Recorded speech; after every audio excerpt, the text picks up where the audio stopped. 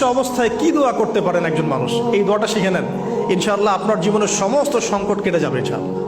আমি নিজেও ওই দোয়াটা বেশি বেশি করার চেষ্টা করি। দোয়াটা হচ্ছে, মুসা আলাইহিস সালাম একটা গাছের নিচে হেলান দিয়ে বসলেন, বসে দেখলেন দুইজন মেয়ে দাঁড়িয়ে আছে দূরে, পানি নিতে পারছে না, লোকজন পানি নিয়ে যাচ্ছে, ওরা দাঁড়িয়ে আছে বেচারি। মুসা আলাইহিস সালাম গিয়ে বললেন, কি সমস্যা আপনাদের? এটা নিয়ে আপনারা আবার মেয়েদের সাথে কথা বলার চেষ্টা করেন, ঠিক আছে? তো মাহারাম গায়রা মাহারাম মেনে চলে। তারা বললেন যে আমাদের বাবা অনেক বৃদ্ধ মানুষ, আমরা পানি নিতে পারি না যতক্ষণ না আমাদের কম পানি নিয়ে চলে যায়। মুসা আলাইহিস সালাম একটু বললাম না, ফিজিক্যালি খুব স্ট্রং ছিলেন, থাকে না বডি বিল্ডার, সামনে গিয়ে কথা বলে সরো পানি নিতে দাও, তখন মানুষ একটু মূল্যায়ন করে না। তো মুসা আলাইহিস সালাম এভাবে পানি নিয়ে দিলেন এবং বাছুরদেরকে পানি পান করালেন, করিয়ে গাছের নিচে এসে বসে আছেন। বসে বসে তিনি দোয়া করছেন, এই যে দোয়াটা তিনি দোয়া করছেন, রব্বি, একটা নেক কাজ করলেন, নেক কাজ করলেন না, মানুষের উপকার করলেন, নেক কাজ করে এসে গাছের নিচে বসে দোয়া করছেন, আল্লাহ এখানে তো আমার খাবার পানি বাসস্থান কিছুই নাই, আমি কি করব?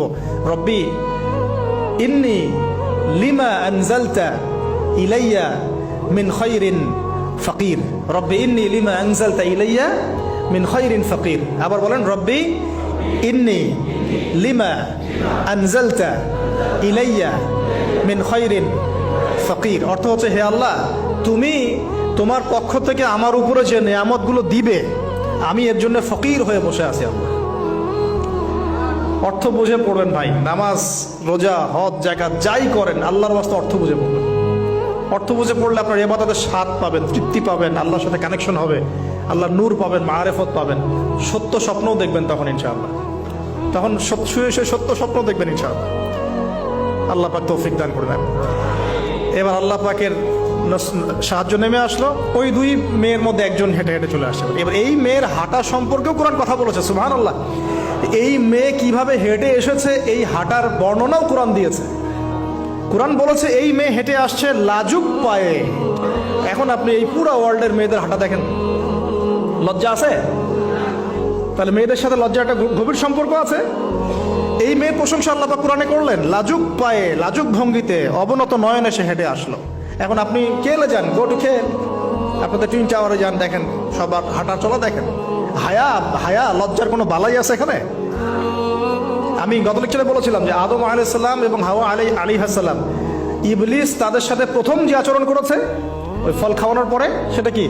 তাদের গা থেকে পোশাক খুলে পড়ে গেছে, মানে নগ্ন করে দিয়েছে আমাদের পিতামাতাকে, মহাবিশ্ব নগ্ন করে দিয়েছে কে? ইবলিস। তো এখন এই পৃথিবীতে আমরা যারা নগ্নতার চর্চা করছি, তাহলে কার এজেন্ট আমরা বুঝতে বাকি আছে? আমার কথা কি বুঝতে পারছেন কিনা?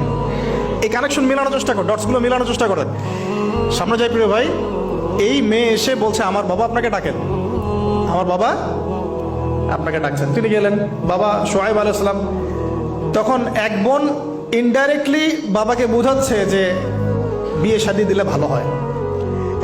এক বোন বলছে যে আপনি তো তাকে পুরস্কৃত করতে চাচ্ছেন, তাহলে এইরকম কবিউন আমিন একজন মানুষকে সবচেয়ে ভালোভাবে পুরস্কৃত করা যায় তার যথাযোগ্য প্রতিদান দেওয়ার মধ্য দিয়ে।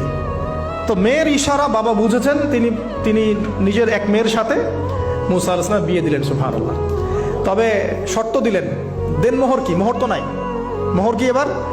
মোহর হচ্ছে 8 বছর তোমাকে আমার ফার্মে কাজ করতে হবে। এটা আগেকার একটা স্টাইল ছিল, সুন্নাহ। এটা এখন নাই যদিও, আগে এরকম ছিল যে দেনমোহর দেওয়ার জন্য এই একটা পদ্ধতি ছিল। যেমন ইয়াকুব আলাইহিস সালামের ক্ষেত্রেও এরকম 7 বছরের কথা আসছে, তিনি 7 বছর তার শ্বশুরের ফার্মে কাজ করেছেন। এটা নতুন ছিল না ওই সময়, এটা কমন ছিল। এখন যেমন আমাদের দেশে কমন 10 লাখ টাকা মোহর হবে, 10,000 টাকা দিব, বাকিটা সব বাকি, তাই না? তো এরকম আর কি কমন কিছু বিষয় থাকে আর কি। আস্তাগফিরুল্লাহ, মাফ করো। বলবে বাসরাতে, বলবে আমাকে মাফ করে দাও। শুরুতেই নিজের গায়রথহীনতার পরিচয় দিল। আবার এদিকে শ্বশুরের কাছে মাশাআল্লাহ মোটা অঙ্কের ডোনেশন নিতে চাচ্ছে, যৌতুক। বিয়ে আমাদের ওখানে মাশাআল্লাহ মানে কেনা বেচা, মেয়ে বিক্রি করতেছে আর ছেলে কিনতেছে। এবার 8 বছর পূর্ণ করা হলো, তিনি আরো 2 বছর 10 বছর পূর্ণ করলেন। এই 10 বছরে মুসা আলাইহিস সালাম নববী পরিবেশ পেলেন, অভিভাবক পেলেন, স্ত্রী পেলেন, প্রেমময়ী সন্তান ইত্যাদি সবকিছু। এবার আল্লাহ রাব্বুল আলামিন তাকে মিশরের দিকে যাওয়ার যে সময়টা এখন হয়ে গেছে, 10 বছর হয়ে গেছে, মিশরে যেতে হবে। যাওয়ার পথে স্ত্রীর প্রসব বেদনা উঠেছে। তখন মুসা আলাইহিস সালাম আগুন খুঁজছেন। আগুন কি খুঁজছেন ভাই? আগুন খুঁজতে খুঁজতে তুর পাহাড়ের ওখানে গিয়ে দেখছেন যে আগুন গাছে জ্বলছে, সবুজ পাতার উপরে আগুন, তিনি অবাক।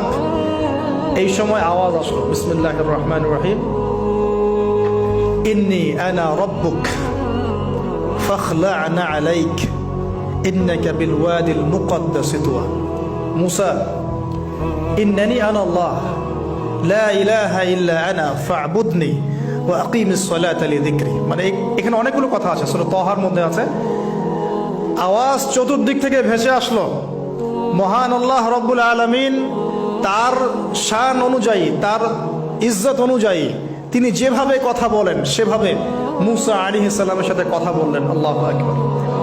বললেন, ইয়া মুসা, হে মুসা, ইন্নানি আনা আল্লাহ, নিশ্চয় আমি আল্লাহ, লা ইলাহা ইল্লা আনা, আমি ছাড়া কোনো ইলাহ নাই, ফা'বুদনি, তুমি আমার ইবাদত করো, ওয়া আকিমিস সালাতা লিযিকরি, আমার ইবাদতের জন্য সালাত কায়েম করো, আমার জিকিরের জন্য সালাত কায়েম করো, আমার স্মরণের জন্য সালাত কায়েম করো। ফাখলা'না আলাইক, তোমার জুতা খুলে ফেলো, ইন্নাকা বিল ওয়াদিল মুকদ্দাস তুয়া, তুমি তুয়া উপত্যকায় আছো, পবিত্র তুয়া উপত্যকায় আছো।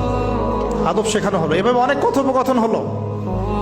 নবী মুসা আলাইহিস সালাম ভয় পেয়ে গেলেন এবং আল্লাহ পাক আরো কথা বললেন, ওয়ামা তিলকা বিয়ামিনিকা ইয়া মুসা, তোমার ডান হাতে এটা কি?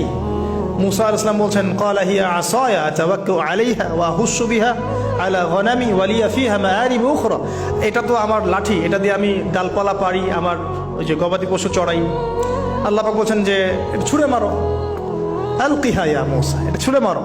ফালকাহা, তিনি ছুঁড়ে মারলেন, ফাইদা হিয়া হাইয়াতুন তাসা, এবং এটা ছোটাছুটি শুরু করলো, বড় একটা সাপ হয়ে গেল। সুবহানাল্লাহ।